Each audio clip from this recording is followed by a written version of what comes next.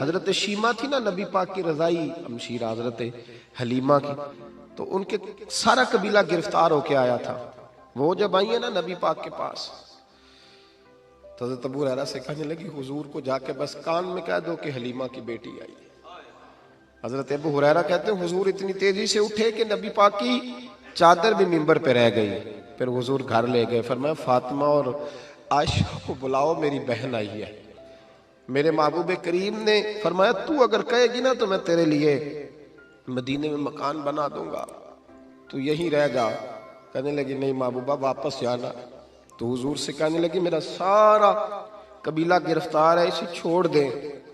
حضرت ابو ہریرہ کہتے ہیں ہر کام حضور نے مشورے سے کیا، پر جب بہن نے کہا نہ چھوڑ دے، اور میں کوئی مشورہ نہیں، جیسے تو کہے گی ویسے ہی ہو جائے گا، جیسے تو کہے گی ویسے ہی ہو جائے گا، جس طرح تو چاہے گی. کون اشک شوئی کرے گا، کون بات سنے گا، کون دکھ کسی کے. پگلی بی بی، پاگل عورت. دیکھے کبھی پاگلوں کو کوئی وقت دیتا؟ وہ پاگلوں کے پاس بیٹھا، میں بڑا مصروف آدمی ہوں، مجھے تو سیاںا بندہ ملنے آئے تو میں کہتا مختصر بات کرنا. ایک پگلی بی بی آئی، پاگل. حضرت انس کہتے ہیں آ کے کھڑی، کہنے یا رسول اللہ مجھے کام ہے. پاگل عورت. تو نبی کریم صلی اللہ تعالیٰ علیہ وسلم نے کہا کیا کام ہے؟ تو اس کے محلے کے لوگ کھڑے ہو گئے، کہنے لگے حضور چھوڑیں یہ تو دیوانی ہے، ایسی باتیں کرتی رہتی ہے. جناب انس بن مالک فرماتے ہیں حضور ناراض ہوئے، فرمایا تم سے بات کر رہی ہے کہ مجھ سے کر رہی ہے؟ کرنے دو باتیں. کیا بات ہے بتا؟ کہنے لگی حضور یہاں نہیں کرنی، میرے ساتھ آئے. نبی کریم اس کے پیچھے پیچھے چلنے لگے. جناب انس فرماتے ہیں کہ صحرا میں لے گئی. نبی پاک ریت پہ بیٹھ گئے، سامنے بیٹھ گئی. کہنے لگی حضور بچوں کو منع کریں، مجھے روڑے مارتے. فرمایا میں کہہ دوں گا، اب نہیں کریں گے. حضور میرے گھر والے میری بات نہیں سنتے. فرمایا میں سمجھاؤں گا. یا رسول اللہ یہ پاگل کہہ کہہ کے چھیڑتے. حضور نے فرمایا کوئی نہیں کہے گا، میں منع کر دوں گا. حضرت انس کہتے ہیں دیر تک حضور کو ریت پہ حضور بیٹھے. یار یہ بھی سنت ہے میرے نبی. صرف کھانے کے درمیان میٹھا کھانا ہی سنت نہیں میرے بھائی، یہ بھی نبی پاک کی سنت ہے، یہ بھی رسول پاک کا طریقہ ہے. نبی کریم نے دیر تک وقت دیا، دیر تک. کبھی ہستی کبھی رو دیتی. حضرت انس کہتے ہیں میں نے یہ انداز بھی دیکھا، جب وہ ہستی تو حضور بھی ہستے. کبھی کو پاگل کے غم سن کے بھی رویا. لیکن ایسا کوئی محبوب کہیں ہوگا نہ کہیں ہے، بیٹھا ہے چٹائی پہ مگر عرش نشیں ہے. میرے محبوب نے کھل کے باتیں سنی، کھل کے اپنی مرضی سے. کہنے لگی محبوبہ میں تھک گئی ہوں، اب آپ جائیں. حضور میں تھک گئی ہوں، آپ جائیں. نبی کریم اٹھے اور اٹھ کے فرمایا کسی کا خیال نہ کرنا، جب تیرا دل کرے دوبارہ آ جا. یار یہ حسن ہے، یہ وقار ہے کہ تو اشک شوئی کس طرح. میں نہ ابھی انتظار کر رہا ہوں، میں ابھی انتظار کر رہا ہوں کہ ایم این اے آئے گا تو اس غریب کی مدد کرے گا. میں ابھی انتظار کر رہا ہوں کہ ایم پی آئے گا تو اس کی مدد کرے گا. میں ابھی انتظار کر رہا ہوں کہ بہت بڑا سیٹھ آئے گا تو مدد کرے گا. جب محلے کا اور گاؤں کا چودھری کسی غریب پہ ظلم کر رہا ہوتا ہے تو میں اپنے بچے کو کہہ رہا ہوتا تو نہ اس لڑائی میں جانا، ہمیں کیا لگے. تو کون پھر اس کا ہاتھ؟ ظلم پھر ختم کیسے ہوگا؟ پھر کیا طریقہ ہے ظلم ختم کرنے کا؟ جب کوئی ظالم کو ظالم کہنے کوئی تیار نہ ہو. وہ زمانہ جب نبی کریم صلی اللہ تعالی وسلم مکہ شریف میں اعلان نبوت فرمایا تھا تو سارا مکہ مخالف ہو گیا، سارا مکہ.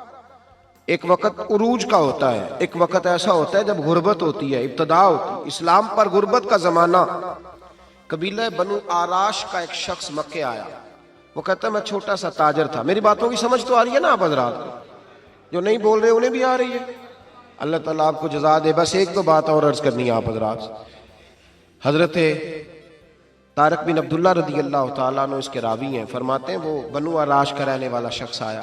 وہ کہتا ہے میں چھوٹا سا تاجر تھا، بیوپاری تھا. میں گاؤں سے جانور اونٹ گھوڑے خریدا کرتا، مکے میں لا کے بیچتا، مدینے میں لے جا کے بیچتا، طائف میں.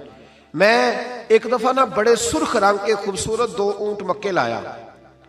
میں مکے کے لوگوں کو زیادہ نہیں جانتا تھا، منڈی میں جو لوگ آتے جاتے تھے انہیں جانتا تھا، مال بیچ کے چلا جاتا تھا. آج میں مکے میں داخل ہوا تو ابو جال مجھے کہنے لگا یہاں ایک شخص نے دعویٰ نبوت کیا، اس کے قریب نہ جانا. میں نے کہا ٹھیک ہے نہیں جاؤں گا. میں نے اونٹ دکھائے تو ابو جال کو پسند آ گئے، سودا ہو گیا، اونٹ خرید لیے. وہ شخص کہتا ہے کہ اونٹ خرید کے نا، تو کہنے لگا فلاں محلے کی فلاں گلی کے فلاں کونے میں میرا گھر ہے، کل آ کے پیسے لے جانا۔ کہتے میں اگلے دن پیسے لینے گیا تو کہنے لگا آج نہیں میرے پاس، کل آنا۔ میں اگلے دن پھر گیا پیسے، کہنے لگا نہیں کل آنا۔ ہوٹل ہوتے نہیں تھے، مکے میں میرا رشتہ دار کوئی نہیں تھا، میں فٹ پاتھ پہ سوتا، جو چند کھجوریں اور سرکہ میرے پاس تھا وہ پہلے دن ہی ختم ہو گیا۔ انویسٹمنٹ بھی ساری وہیں لگی ہوئی تھی، گھر میں بچے بچیاں انتظار کر رہے تھے، میں بڑا مجبور ہوا، تھک گیا۔ تیسرے دن میں گیا تو میں نے کہا پیسے، کہنے لگا کل آنا۔ میں نے ذرا دبا کے بات کی، میں نے کہا یار میری کوئی پھپھو تو رہتی نہیں مکہ مکرمہ میں، غریب آدمی ہوں، میرے پیسے دے میں جاؤں۔ جب دبا کے بات کی تو کہنے لگا جا دوڑ جا، جہاں سے ملتے ہیں لے لے، بھاگ جا۔ یہ تاجر جب ڈوبتے ہیں نا تو معاذ اللہ تعالیٰ کچھ تو ایسے ہوتے ہیں جو خودکشی کر کے مر جاتے ہیں، اس لیے کہ بڑے لوگ ان کے ساتھ وابستہ ہوتے ہیں۔ جب کسی کی اصل راہ سے ڈوب جائے کہتے ہیں میں کانپنے لگا۔ میں نے پوچھا لوگوں سے کہ تمہارے چودھری سردار بڑے کہاں بیٹھتے ہیں؟ تو کہا وہ جو حرم مکہ کے ساتھ ٹولیاں بنا کے بیٹھے ہیں نا، وہ سارے ہمارے سردار ہی ہیں۔ کہتے میں وہاں گیا، ابو سفیان تھے، ابو لہب تھا، عتبہ، طیبہ، شیبہ، ابو البختری، اخنس بن شریک، سب بیٹھے۔ میں نے جا کے کہا یارو میں بنو عراش کا رہنے والا ہوں، چھوٹا سا تاجر ہوں، 2 اونٹ یہاں لا کے بیچ بیٹھا ہوں تو ایک شخص نے خریدے ہیں، وہ پیسے نہیں دیتا۔ کہتے ہیں عتبہ بولا یا ابو سفیان بولا، کون ہے جو تیرے پیسے کھا گیا؟ طاقت ہے کسی کی نام لے؟ تو کہتے ہیں میں نے کہا اس کا نام ابو جہل ہے۔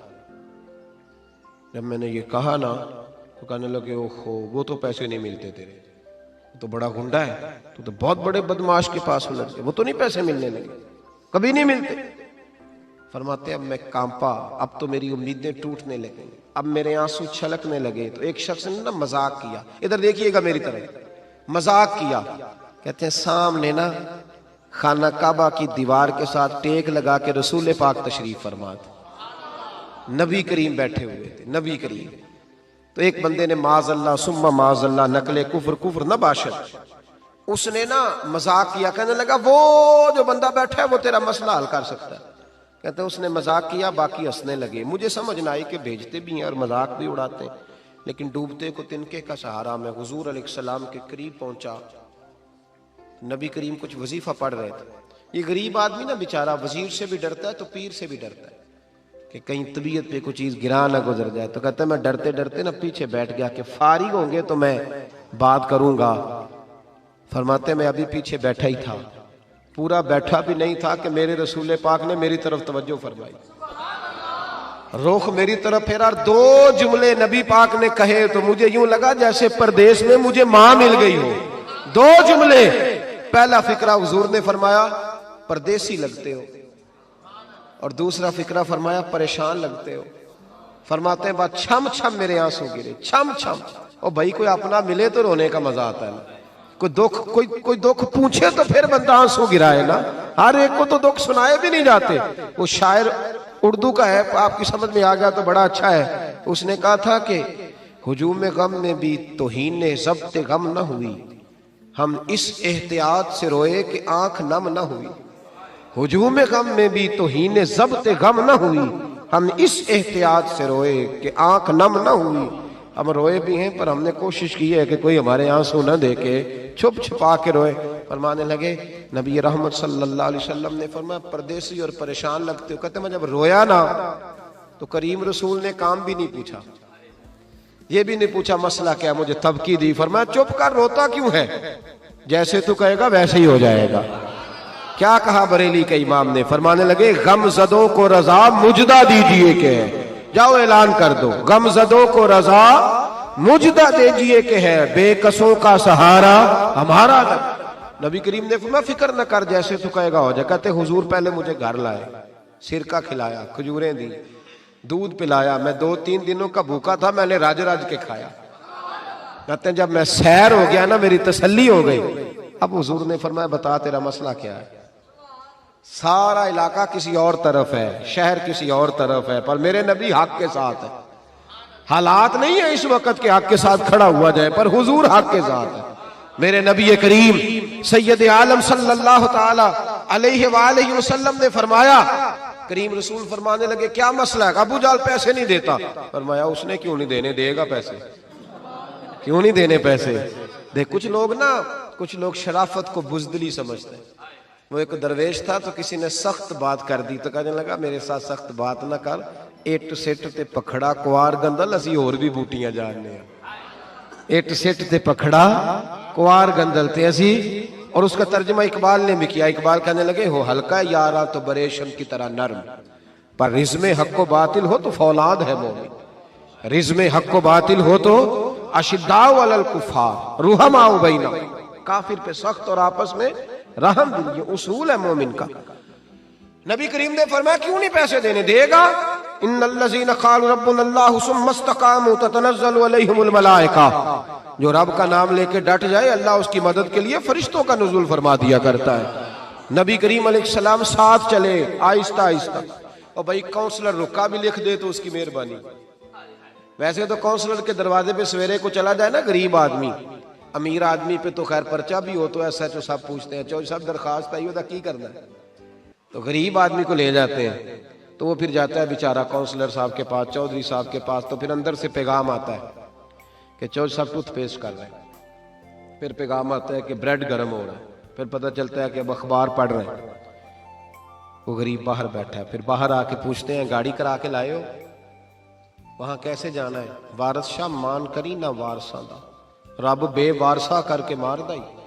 بے پروائی ویک سجن دی جتھے کسے دی پیش نہ جاوے, اونے تاجاں والے در در رولے, تاجاں والے در در رولے تے منگتے آ تخت بٹھاوے. او سجنا کسے نو کارا مل دائی, کوئی کعبے او خالی آوے, ڈھار اس کی بے نیازی سے. اور بڑے بڑے حاجی نمازی, ناراض نہ ہونا میری بات, بڑے بڑے حاجی نمازی حق کی بات کرنی ہوتی ہے تو پیچھے ہٹ جاتے ہیں. ایک بابا بلے شاہ صاحب کی بات نہ کر دوں درمیان میں. بابا صاحب نے بڑا شکوہ کیا, کہنے لگے آج بھی کیتی جاندے ہو تے لو بھی پیتی جاندے ہو, آج بھی کیتی جاندے ہو تے لو بھی پیتی جاندے ہو, کھو کے مال یتیماں دا تے بھیج مسیتی جاندے ہو, پھٹ دلاں دے سیندے نہیں تے ٹوپیاں سیتی جاندے ہو, نفس تے چھری پھیر دے نہیں تے دمبے کیتی جاندے ہو, فرض پلائی بیٹھے ہو تے نفلہ نیتی جاندے ہو. او دسو تے صحیح بلے شاہ نو ایک ہی کیتی جاندے ہو, او کچھ دسو تے صحیح بلے شاہ نو ایک ہی کیتی. نبی کریم صلی اللہ علیہ وسلم نے فرمایا دینے کیوں نہیں, ہم حق کے ساتھ. حضور ساتھ چلے تو وہ شخص کہتے ہیں جب گلی میں حضور جا رہے تھے نا تو میرے دل میں خیال آ رہا تھا کہ وہ تو بڑا بدماش ہے اور حضور تو بولتے بھی دھیما دھیما ہے, وہ تو بڑا گنڈا ہے, اور میں 100 باتیں کرتا تو حضور ایک جواب دیتے, نیچی نظروں کی شرم و حیا پر درود, اونچی بینی کی رفعت پہ لاکھوں سلام. تو محبوب پاک کیسے بات کریں گے, وہ تو بڑا بے حیا ہے. لیکن کہتے سارے رستے حضور نے کوئی بات نہ کی, ککھ سواد نہیں مشری اندر, اسا کھنڈا بھی چک ڈٹھیاں, اینا ساریاں شیواں نالوں گلاں سجن دیاں مٹھیاں. یہ کس قسم کا عذاب ہے؟ جمعے پڑ گئیں, ٹڈیاں آ گئیں, یہ اللہ نے عذاب نازل کیا. جب وہ عذاب میں مبتلا ہوئے تو موسیٰ علیہ السلام سے کہا کہ آپ اللہ سے دعا کریں کہ ہم سے یہ عذاب ٹل جائے. اگر ایسا ہوا تو ہم ایمان لے آئیں گے, بنی اسرائیل کو بھی آزاد کر دیں گے. لیکن موسیٰ علیہ السلام کی دعا کے نتیجے میں جب عذاب ٹل جانے کے بعد فرعونی پھر اپنے وعدے سے